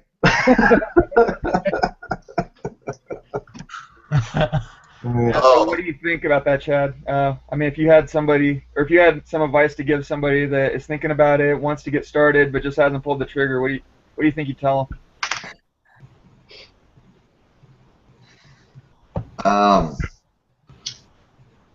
I would say it doesn't take a lot of knowledge to get started. I would say ultimately you will be successful, but it depends on what you put into it. I mean, it's really a simple thing. Yeah. I did want to make a quick statement. You know, you guys were talking about the ladies' night last night, which was awesome.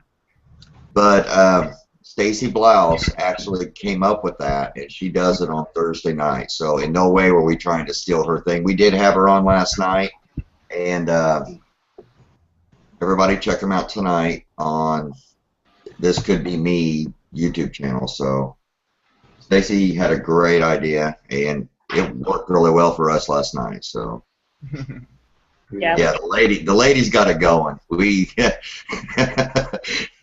It was smooth. Yeah, I liked it. Kevin and I were like, I didn't make it to the guys yet. I went to bed. Man, I was in bed by 8 o'clock last night, I think. But when I woke up this morning before we started the show, I got through about the first half, and it was really good. Yeah, and I bet all the goofballs that gave all the dislikes before the show even started, I bet they felt real bad after these ladies came on and did their thing. Oh, yeah. They probably felt bad anyway. They're just... Yeah, they're good. The ones that are leaving dislikes before they even see the show start, I mean, it's just haters. They're going to hate. Do you have any haters yet, dude, on your show? Let's see. Let's see, I don't think Oh, you don't. Congrats. Yes, Give it time. The better you do, the Oh yeah, that's what I always say. You know you've arrived when you start getting dislikes. Absolutely. That's when you know you're doing well. You're doing it right. Hater. We have a hater.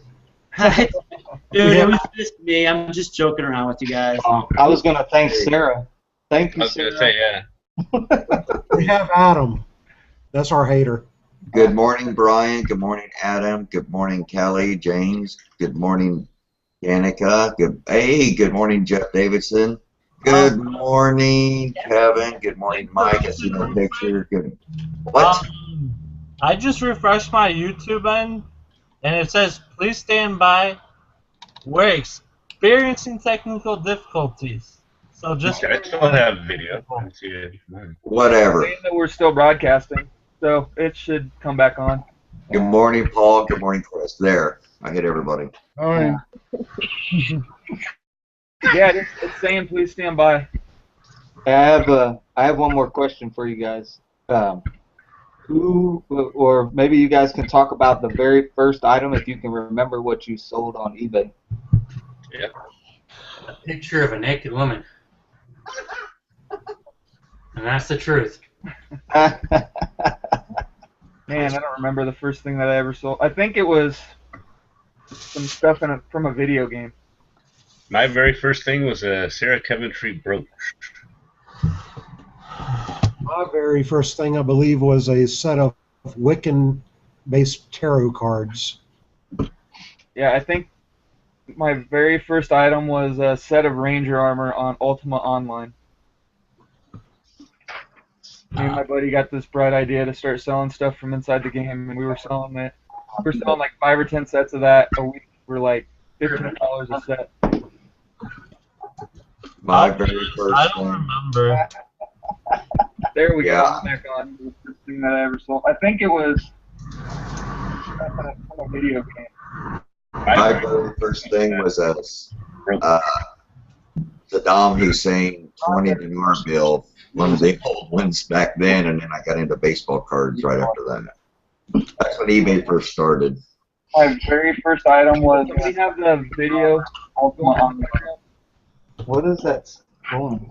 Somebody's Somebody got wrote YouTube that. in the background going. Kevin. Yeah, no, it was because I guess I didn't pause it, but we're back live again, so we're all Okay, set. yeah, we're good. The first thing I ever sold, man, was a Volkswagen GTI when I sold cars. They came out with these only for salesmen, these small little, oh man, what were they called? The Volkswagen Fast. It was like this weird looking, I'll show you guys one after. but I sold it for like $60, man. It was funny because it only was like a certain amount of people. It was a small little keychain, $60. Wow. What about you, Chad? Did you say what you sold? Yeah, Iraqi money, and then Oh, that's baseball. right. That's right. But I think my very first thing, I'm trying to remember, it wasn't too long after we got back from Iraq, and I think I tried that because I had a whole pile of this shit. Yeah. And that's when they were worth a lot of freaking money a piece. Huh. We still had a conversion rate, for it and shit. But, yeah. So, Chad, how much is 1,000 worth?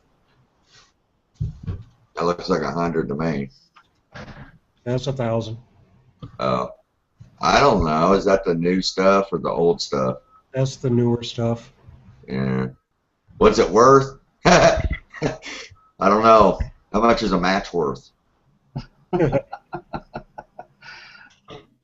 Yeah, probably not worth the match. To burn it. I got a question for everybody. Yeah.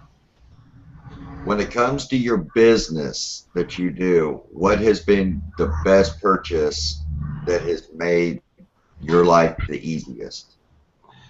Ale. A zebra. I was going to say mine is my zebra printer that I got from Cali, James, and I swear, have I said lately how much I love my zebra printer?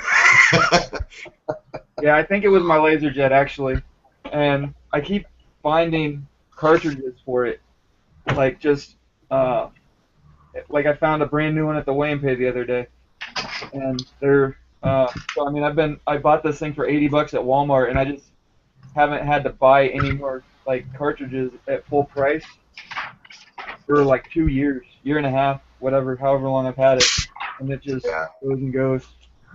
I just don't understand why eBay, with as technical as they are, we got these zebra printers, and I've got the, is that a laser?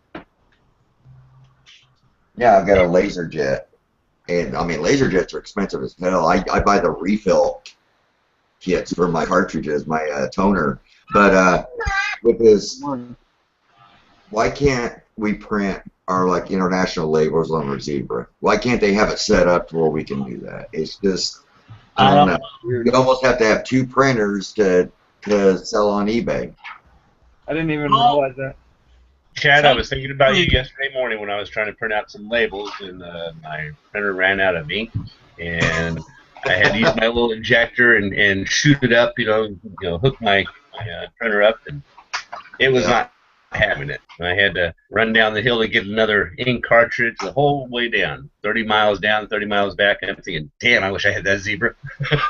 Yeah, I mean, Glad you got it there. That zebra printer, every time I hear it go, I'm like, oh, this is so much easier. Yeah. Hey, Chad, I did take your advice. I remember a couple days ago, or a couple weeks ago when I first started doing the Hangouts, we were talking about tape. Tape? Yeah. Remember you were telling me I pay like $3 a roll for my tape? Yeah. Yeah, I went out and got some of the cheap stuff. Way better. Did it end up being cheaper? Oh, it's not just that. It just packs it's a lot better for packing, like holding the boxes together. That other stuff I was using, it would come undone, and it was too thick, and plus there's like 3 times as much on a roll of the cheap stuff. Yeah. Well, the cheap stuff is sure, it's damn louder, I can tell you that. Yes, it is.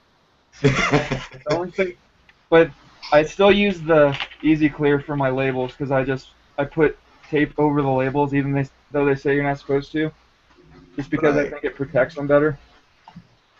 Like it makes it so that if it's raining or whatever, it won't smear.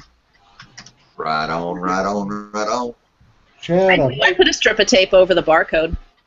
Yeah. I may try to answer your question there, Chad. Sure.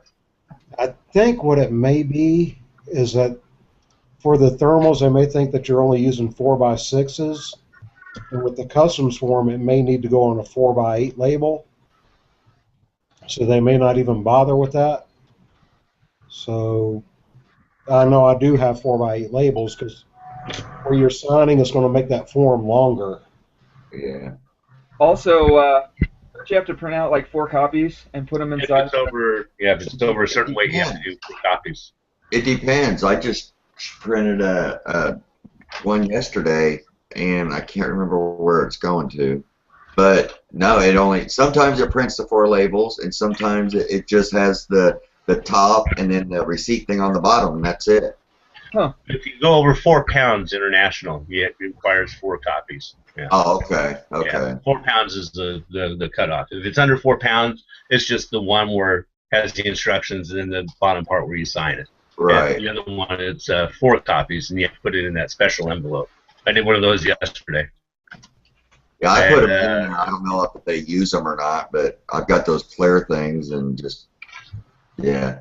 I never used those, so I finally got rid of them, and then I had to use one of those yesterday. I got one at the post office. I had 23 Barbies going to go have a party in Switzerland yesterday. Finally sold those things. Right on. Nice. It was surprising. The shipping was a lot more than the product itself. I think I sold it for $39, and the shipping was $48.50. Buy my Barbies then. Yeah, they're off Switzerland. Oktoberfest. When I showed this the Star Wars thing, Jeff, did I see you in the chat saying I was sending that to you? Yeah. No, you're sending it to my boys. Let's make a deal, folks. Tell me what you want to sell it for, Chad. Jeff, I told you the awesome deal I would give you because you are you. I told you come out that you're being kind. Let's have a live auction right now. Giving me a present. I got a present for you.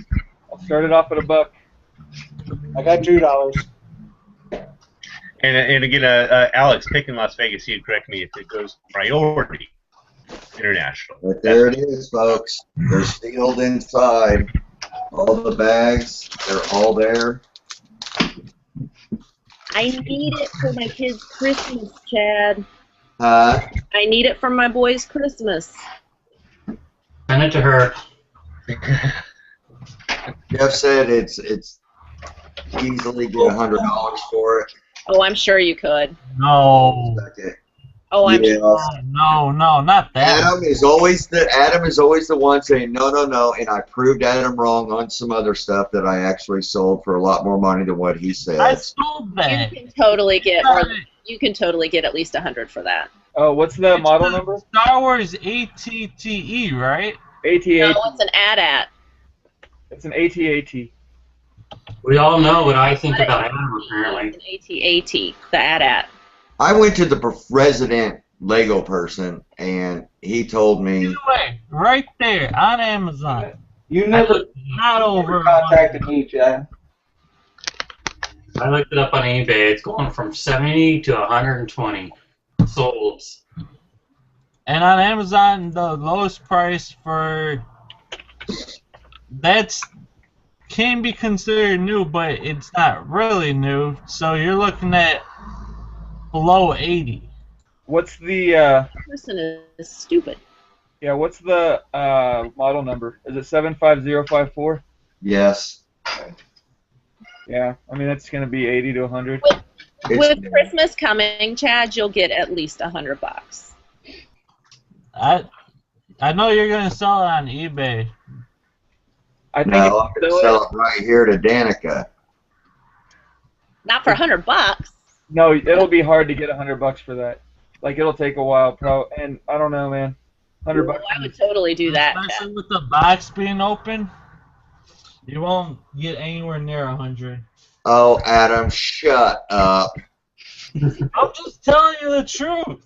Yeah, last time you told me that, and I turned around and sold the item that you were saying for a lot more than what you said. I said in the box is around 100 something. I'm selling mine for 200 FBA. And Well, I look got for 110 about for mine. 60. I got 110 for mine used, and you're talking brand new. I'm not talking brand new.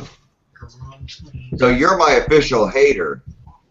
He's everybody's I'll be hater. your official hater if you want me to. I think Adam is the official hater. I think it's come around that Adam is the only one that sells anything at the right price. Please, I'm buying and selling everything. I actually do know a little about Legos. I almost am getting ready to renege on this price I just told you, Danica, just to show him that I will You give. better sell it what you want to sell it for, honey. No, I I'm would just saying. I would never hold him that wrong. against somebody.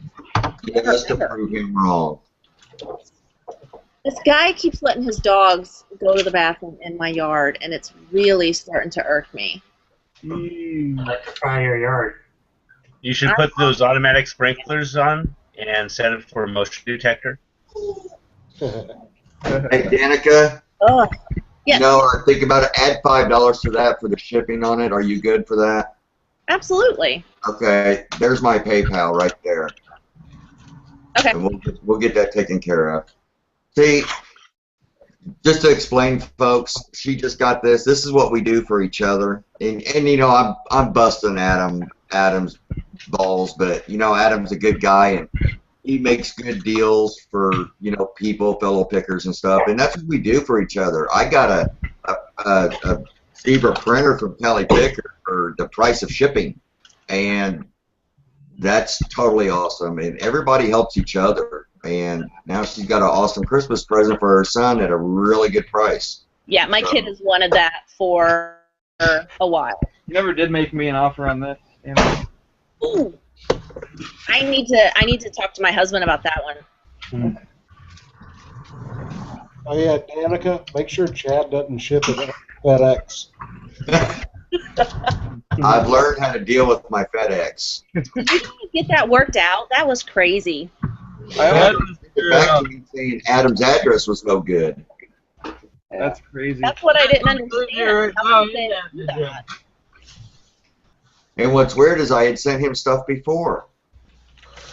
Yeah, but that was the post office, wasn't it? Oh, I don't know. Have you stopped going to that It has- drop-off? You know something, Adam? It has your different name on it. That doesn't matter. Well, maybe it does. I have it right here. Yeah, Adam maybe Whacker. the name is wrong. That's not your name. Wait, what was the last name? Whacker. Wacker, W-A-C-K-E-R? Yes. Yeah, that's actually my real last name. Oh, sorry about that. No, you're fine. Chad's like, there's no way that's your name. Don't tell anybody that's his real name. Yeah, it's a big secret. Don't let anybody know that, guys. Don't worry, next time We're not live already. I didn't think it was his real last name either, though.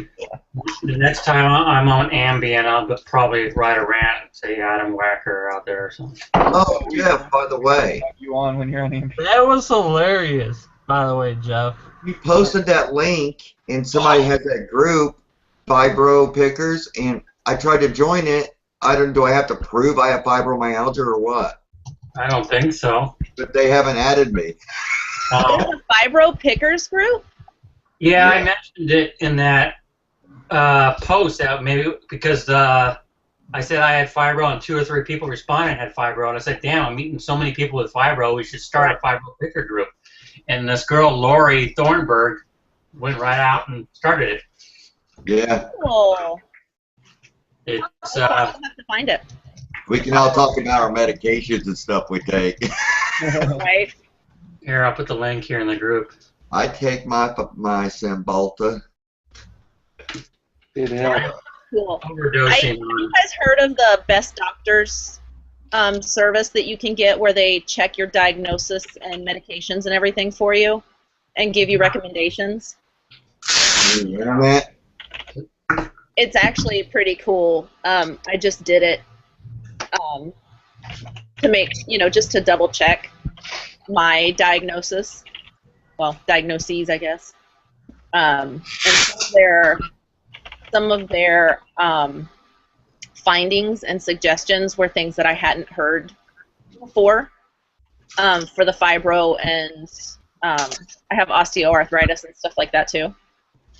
But they had some other things that that no one had brought up that I needed to be checked for too. So it was kind of a bit of a shock, but it's pretty cool. And a lot of insurance companies, it's kind of tacked on as a free thing. So it's something to look into to see if yours offers it. Oh, message me the info on that. I will. Yeah. I've been increasing my pain med and Advil for the past 3 days. It's been bad.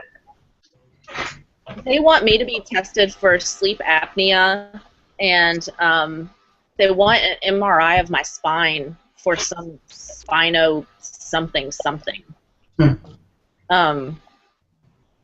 But they said that because I don't take an antidepressant, and they really want me to take an antidepressant because they say that it helps so much with the pain from fibro, and they want my gabapentin higher, like closer to your dosage, Jeff. What are you taking? I'm doing 900. Gabapentin. Oh.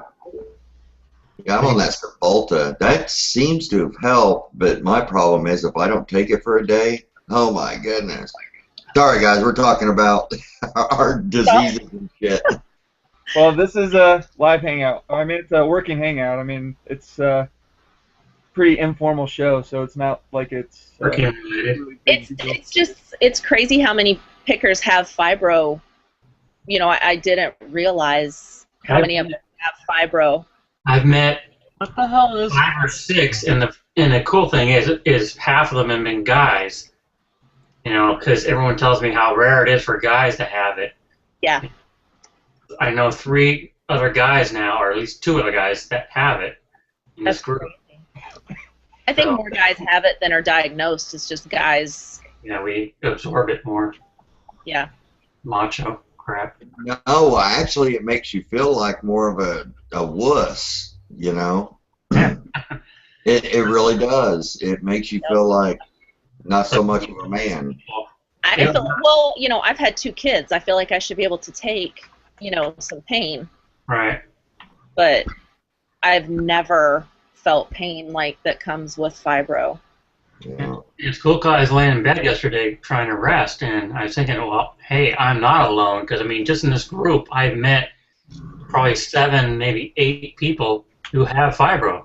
Yep. And it's more common than, you know, they say, I guess, or this community attracts it. Yeah, it might just be one of those things where people with fibro are finding ways to, you know, be able to know more and work for themselves because they just don't want to. When you got to deal with that, it would. Yeah, we can go out with our good moments. We can go out and pick or list, and then we're able to rest when we need to. Yeah. There's no way I could have a real like a job. There's absolutely no way I could hold down a job. Yeah. Yeah, I would have trouble with a real job just because of the. Just because of. Jeff, did you really call Adam a dumbass? Apparently, I did. I cannot tell you by memory. That's a good political answer. I do not recall. I woke up in the morning and Elena had sent me a private message saying, "Here, I thought you'd want to wake up to this," and she screen captured it. And I read it and I go, "There's no way. There's no way." And then I'm in a resellers group and there was my post. I go, "Oh crap!" It's not the first time I Facebook on Ambien, so. You called him a dumbass on Facebook? Yeah. And Adam is the dumbest. I was like, it was a pink reseller group. It was funny. That was the most hilarious post I've seen in a long time. I saw that and I was just like, "Oh my god!" It was all gibberish. It said "well Ambien," and it was a bunch of gibberish, and then right in the middle, plain English. Oh yeah. I saw that one. Yeah, you posted on there. And I go, I can't believe I did that. That was funny. I told him that he's not gonna let it down. I'm not gonna let that down for a while. That's okay. I publicly apologize to Adam because No, and I have no problem. That was funny though. I knew you weren't with yourself because of all that gibberish. But I just found it funny that Claire Zan said, and Adam is a dumbass. He spelled that right, though, didn't he? Yeah, the only. And it was at 10:19 because I usually put my iPad down around 10 o'clock and let the stuff kick in. So for I guess some reason I was pushing it, and then yeah, once it kicks in, I don't remember what happens afterwards. But that looked like your moment of clarity, though. That one little well-spelled spot. I do got to ask Kevin. Kevin. Yeah. How's your voice feel, brother? Does it feel strained at all? I don't know. How was that backlash last night? I think I had it pretty well with you guys, huh? Oh, absolutely. I 100%. It was well deserved. You don't have to go into what was said. I just want to make sure if your voice is okay. It was well deserved, and I was glad I got something off my chest. But there's still stuff that just. I know. I realize that stuff just won't be right. I just understand it. With some people. You, dude, you're awesome. Honestly, I can't believe. This is stuff that we need to talk about after. Like, I just can't believe this stuff that I thought before is just totally wrong. And I totally misjudged the situation. And Kim is freaking, dude, Kim is a saint, dude. Me and Nikki were talking last night. She's like, why are you on Kim's Facebook anymore? And I'm like, I don't know. Kim's not on Nikki's Facebook anymore. Kim doesn't do Facebook, dude. Yeah, I thought something like that. Honestly, I'm like, Nick. Got a Facebook page I made for her, and I'm trying to get her to use it because there's a lot of people that want to ask her questions and stuff, and dude, she reminds me so much like Nikki. Yeah. She likes doing this to a certain point, and it's like because honestly it consumes Chad. Me and you're like and we have like similar wives. Yeah. It consumes us. This crap consumes us. It's not crap, but I mean what we do here. We're doing it almost 24 hours a day, so it consumes us. And it's the women, not women, but it's Kim and Nikki that are like, dude, you need to stop and come hang out, or you need to stop and just relax. You need to be grounded. And they're the ones that actually keep us grounded. I really do think so. Oh, absolutely. I tell you, and I don't know anybody on here that's married. I know Jeff is married. Danica, yeah, you're married, aren't you? Yeah. Yeah, I mean, I don't know. My spouse, my wife, my everything, my Kim, absolutely. She does 10 times as much as I do in this life as far as, because everything I do, she's behind. It's like, I mean, it's, man. John is completely supportive of me. It's, and that's just that warm, fuzzy feeling. You've got somebody behind you, somebody rooting for you and supporting you. It gives you that extra little boost of confidence that I think you really need in what we do. Yeah. You know what I mean? I get that from TV. Yeah. Adam can be your warm, fuzzy feeling. What? What? Adam's just a ball of warm and fuzzy feeling. All right. Just a flat out drive here and just kick my butt. I wish I was as successful as Adam is when I was his age. Oh, that would be great, wouldn't it? Totally. Yeah, I wish I would have gotten started as successful as Retro Josh is at his age. Yeah. Retro Josh is awesome. You young folks that are doing this stuff now, it's like, it seems like when we started, it was just hard. I mean, we did it on our own and we learned ourselves. Not that you didn't, Adam, but right now, I mean, now's the time. If you're young, you're a 18, 19, 20-year-old and you're out trying to find a job, man, you could get into this stuff with little to no money. That sounds like a commercial. But really, sounds like multi-level marketing, Chad.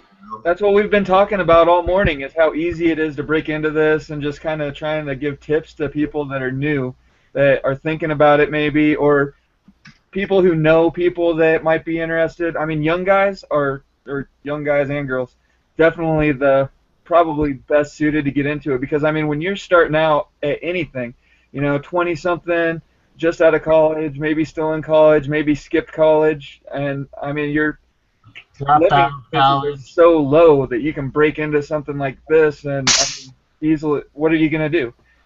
I mean, a lot of these guys that get out of college, they say they can't find a job, whatever. The only thing that you really got to worry about is like your apartment and uh, college loans. Don't do it. Go to McDonald's. Get a wage and Oh, I think don't worry You see, about I that. look at getting a college education as like they're trying to sell you on something. They honestly, that's how I look at me and my brother-in-law who got his doctor's degree at Virginia Tech. He for chemical engineering. He's not even doing chemical engineering. He's doing business broking, which he's making like almost $1 million a year on. Because he's a partner in it. Yeah. And so he said the biggest mistake of my life was the 8 years I spent in college getting my doctor's degree. That's what he said. Honestly, he said I just felt that they were always trying to sell me something. They were trying to sell me on their books they wrote. They were trying to sell me on, you have to have a college education. He goes, honestly, as long as you have the experience in a place, and I had seen it happen selling cars. I seen people get turned down that had college education because they didn't have the sales experience, and it happens. And unfortunately, it does. But a lot of these young people don't know. But a lot of it, yes, you do have to have a college education. But nowadays, with so much jobs out there, that it's getting to the point where like people want the experience. They want to know that they can promote within, and they don't have to promote from a different place that has a college education, or not a college education, but a big education, big background. They want the experience, honestly.